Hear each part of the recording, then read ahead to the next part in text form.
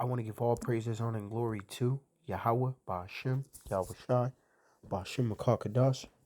Double honor to my apostles and elders of Great Millstone. And peace and blessings to you, Akim, that's pushing his truth. This is the brother Yakalem from the GMS Boston camp.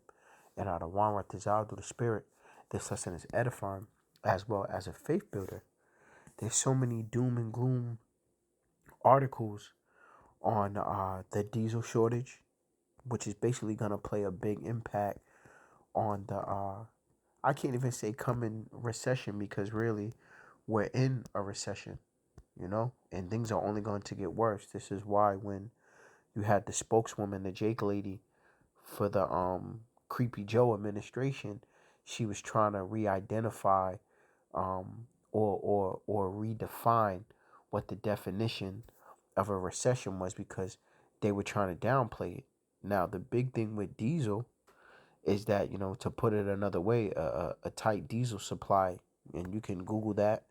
It basically, a tight diesel supply will force prices to go up, which will eventually make it too expensive for some people. You got high prices that will bring demand back down enough that it balances with limited supply. And at the U.S. economy level, that means pain as consumers cut back on businesses slash costs. As a matter of fact, we had you had on TikTok, you had that driver that had the refrigeration truck, and he said it was $1,800 to fill up his truck. Now those 18 wheelers, a majority of them run off of diesel. So if it's costing them that much and there's a shortage, imagine how much it's gonna go up. And what did he say? He said that's gonna affect the prices of things in the store. Because America basically, when you look at the ports that are on the West Coast, it's the trucking industry that brings it over and distributes it all throughout the US.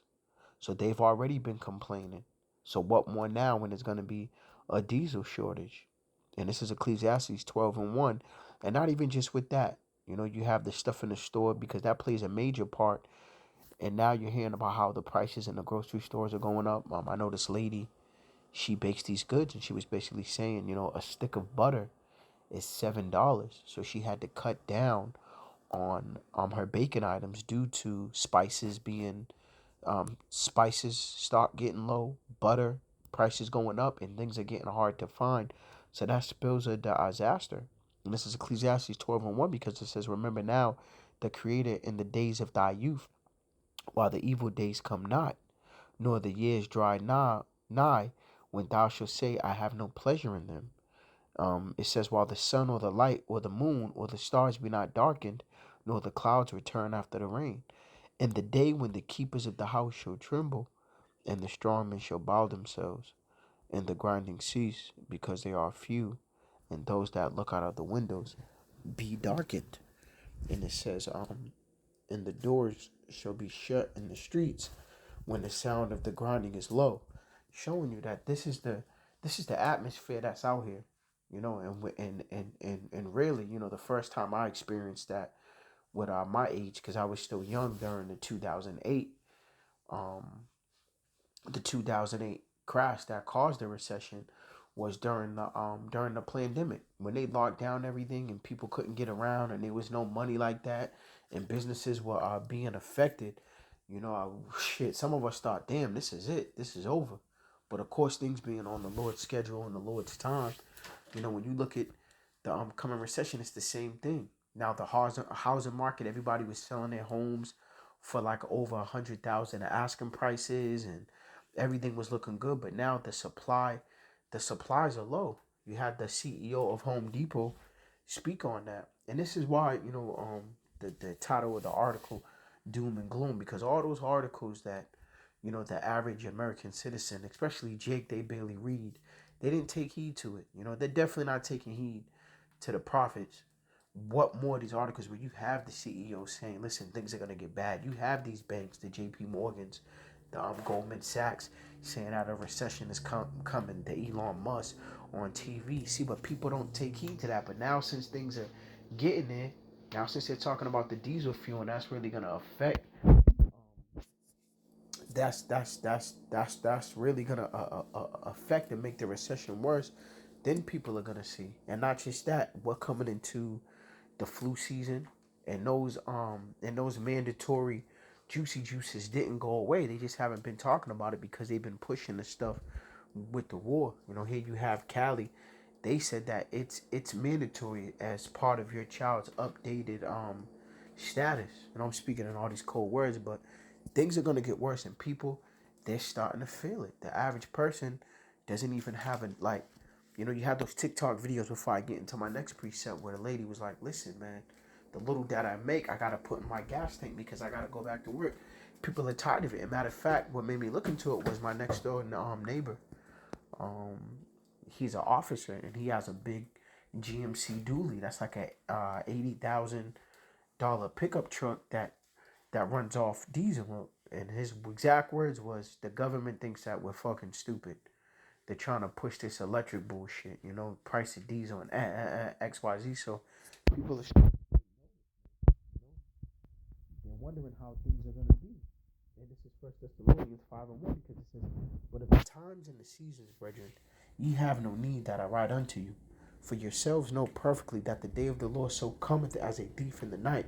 For when they shall say peace and safety, then sudden destruction cometh upon them." And this is what they was pushing, especially the creepy Joe administration, rocking people to sleep. Everything's gonna be all right. Yet the infrastructure of America was only getting worse. Small businesses closing down.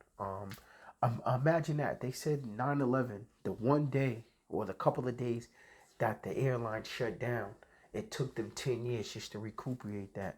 Imagine months of lockdowns. Why do you think so many small businesses closed? And really, us knowing the plan, because a lot more businesses are going to be affected now and have to close down because these devils want you only shopping at certain places. They're going to monopolize like everything else that they do.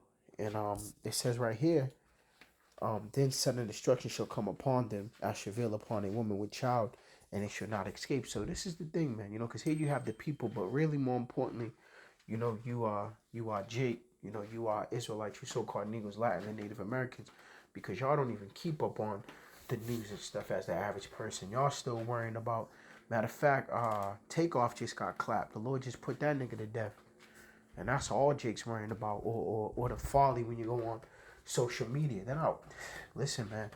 They don't even know what's coming. Why? Because they think they're in a peaceful state. That's why when you go into the book of Isaiah, in 30, it tells you, for trusting in Pharaoh in Egypt, it's going to be to your shame and confusion, because they're telling you everything's going to be all right. They're telling you, the whole thing with the war, that Russia ain't going to make it, but yet they're pumping so much money. Like Pac said, they got money for war, but can't feed the poor. Don't forget during that lockdown when the government had you sitting there waiting for $600, but by then your fridge was empty, your rent was back due, you know. So it's gonna be worse this time. Homelessness is up, especially amongst women. There's so much things that could be spoken on that, But listen, man, that destruction is coming. Second Ezra 8:50. For many great miseries shall be done to them in a later time. Um, for many great misery shall be done to them that in the later time shall dwell in the world, because they have walked in great pride. And this is the thing, our people, they've walked in great pride. Matter of fact, let me get it. 2 Ezra 6:22, because the sown places, they started to become unsown. We always compare it to like a thread in the sweater. Once you start to pull on it, that's it. And 2 Ezra 6:22 says, "And suddenly shall the sown places appear unsown, the full storehouses shall it says right here, it shall suddenly be found empty." Once again, matter of fact, let me Google that real quick. Grocery store will be empty. I saw it on an article going into that. Yeah, it says grocery stores are struggling to stock their empty shelves. This is from CNN. And there's other ones. I believe there was one in Ohio as well. I had saw the article. So it's coming, man. It's coming. Jobs are gonna be scarce, especially when they push these next rounds of jump shots. It's gonna be bad. And it says, "And the trumpet shall give a sound, which when every man heareth, they shall be suddenly afraid." Matter of fact, 2 Ezra 15. Hold on. Let me go to the Bible app, because there's actually more in that, because it talks about how neighbors are gonna fight one another. Because if you ain't got the money to get something, if you ain't got the currency, or you ain't got that MOTB, you barely can keep your lights on, or you end up being homeless. Listen, that's all part of the plague. A lot of people are gonna get their houses spoiled. And to finish that one off, because in 2nd Ezra 6:24 says, "At that time shall friends fight one against another like enemies, and the earth shall stand in fear with those that dwell therein. The springs of the fountain shall stand still, and in 3 hours they shall not run." Showing you, Shalakia. And then when you go over to what backs that as well is 2nd Ezra 15. It tells you, it says, let me get that real quick.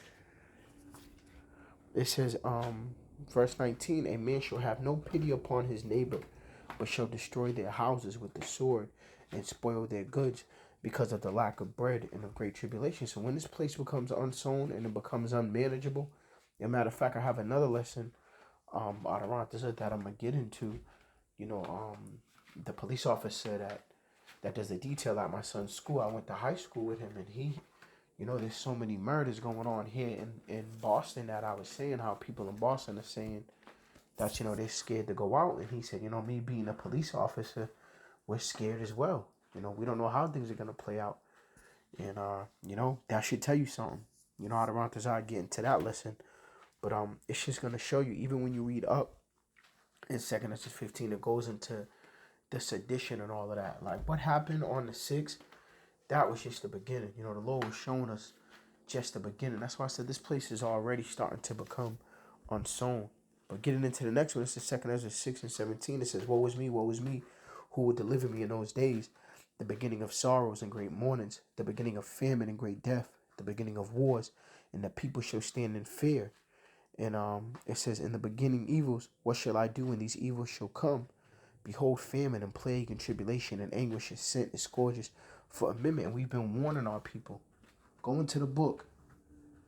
Go into the book. The Lord always does that. Somebody always gets hit wherever we've been captive. The Lord done already, Salakia, the Lord done always raised up a prophet or some prophets, to give warning. And not just that, even when our people weren't in captivity and we were going off, the Lord always raised up a prophet or some prophets to tell Jake to listen, man, turn back to the Lord, man, before he passes that judgment. One example being Noah. This is why the scripture says, in the days of Noah, shall also be the sons of men. The Lord gave a 120-year grace period for men to turn back, but they didn't. Likewise this time. And we can see the famine of the word coming. We can see the persecution coming. We look through all the Kanye BS because we understand that he wasn't set up to do what the apostles and the elders on down do. He was there to spark that. Likewise with Kyrie Irving, here you have them pushing all that anti-Semitic nonsense, which is nonsense. There's plenty of, elders and stuff that do lessons on that. We've spoken on it as well, myself. But just showing you that that's coming. And once that persecution come and that famine of the word come, listen, man, that grace period is over. But once again, but for all these things, they shall not turn from their wickedness, even with the warnings, nor be always mindful of the scourges. Behold, visuals shall be so good, cheap upon the earth, that they shall think themselves to be in good case. Even then shall evils grow upon the earth, the sword, famine, and great confusion. And I mentioned earlier where the scripture says, trusting in Pharaoh and Egypt shall be your shame and confusion. Oh, everything's going to be all right. Or the little supply that we have. People wasn't paying attention when these factories were being burned down. Here you have these devils talking about how they can supply all these other nations and they're having them go against Russia. Guess what? You don't think these other nations are looking like, wait a minute, y'all niggas are struggling over here,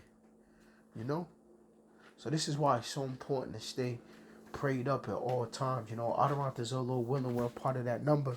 The Lord's going to look out for us. And it says right here, for many of them that dwell upon the earth shall perish of famine, and the other that escape the hunger shall the sword destroy. So, us being watchmen, Proverbs 22:3 tells us, the prudent man perceiveth the evil and hideth himself, but the simple pass on and are punished. We're going to see how this play out. And like the watchmen and basically the reporters that we are, we're going to get into it. So I hope this lesson was edifying. I want to give all praises and honor to Yahweh, Ba'ashim, Yahweh Shah, Ba'ashim, Makakadash. Double honor to my apostles and elders of Great Millstone, and peace and blessings to you, Arkham that's pushing his truth. Till next time, Yasharal. Shalom.